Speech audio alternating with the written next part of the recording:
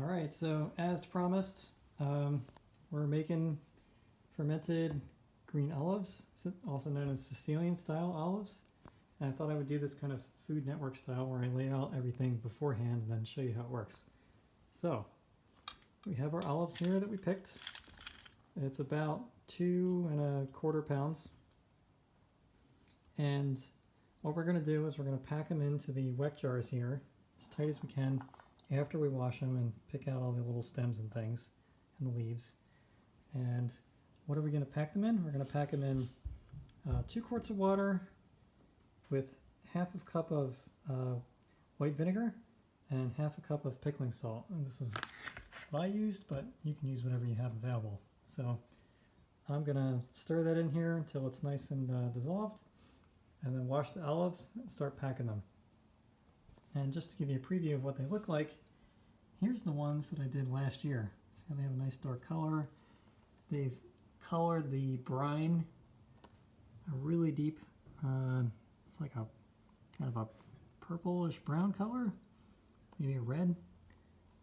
And the bitterness should be significantly reduced. So I would not recommend eating any of these like this. They're incredibly bitter, and the fermentation process is going to take most of that away.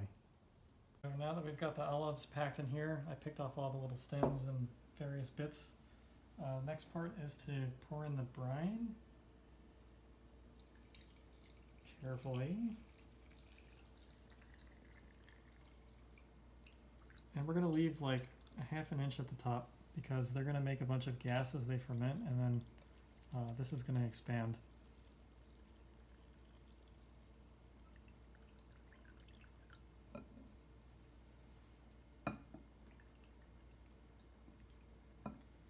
And that's pretty much it. After this, you cover them and let them sit for a year. It really is that easy. One last thing that I wanted to note real quick is to, I reread my instructions. You're supposed to fill these all the way up so that there's no air pockets in here. So don't forget to do that. And then put these somewhere for at least the first week where they can build up pressure and off gas, and some of this vinegar brine solution is going to squirt out, or it's going to drip out. So put it somewhere like a little sink or something where they can drip.